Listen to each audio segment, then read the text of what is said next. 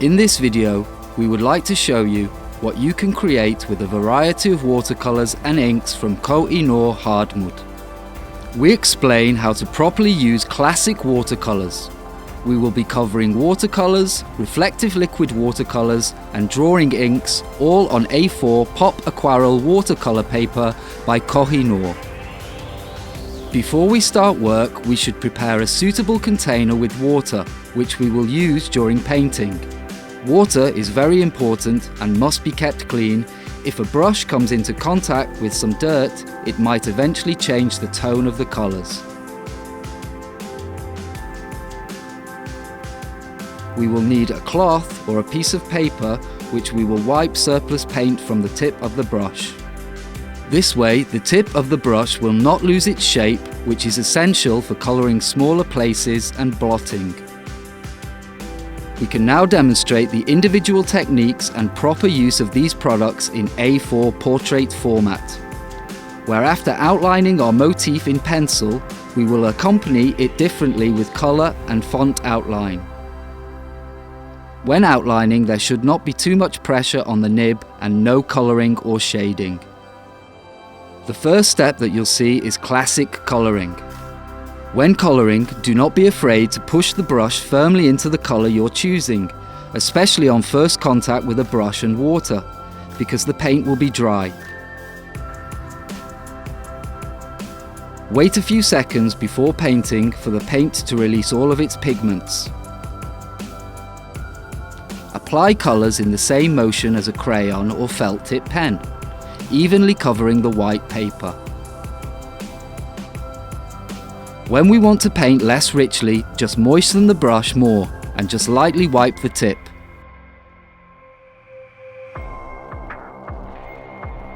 When coloring large areas or different backgrounds, a flowable reflective paint will serve us well, which in our case we can apply to a piece of paper.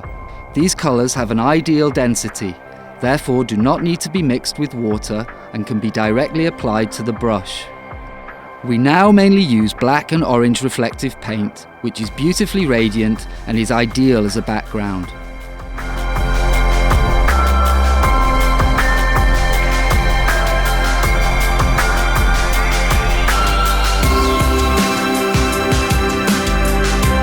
Another technique which was invaluable today is lightening color. This simple technique is especially useful for those who want to create shade. Select an area and fill it partially with color. Then clean your paintbrush so no residue of color is left, only water, which lightens the color. Ensure an even covering of water and lighten the whole tone beautifully together. Coloring using a rich palette is better with artist opaque watercolors because they are softer, so consequently transferring paint onto the brush is more comfortable.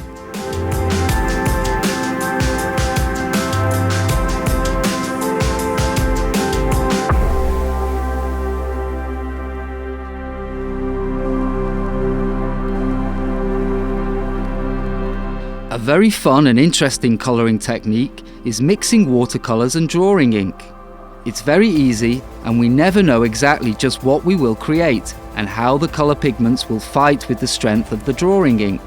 Just fill the area with color using more water and drawing ink drops. Drawing ink and watercolors have a different density and composition, so when combined, wonderful structures can form. To optimize this process, most often a combination of bright watercolors and a darker shade of drawing ink gives the most impressive results.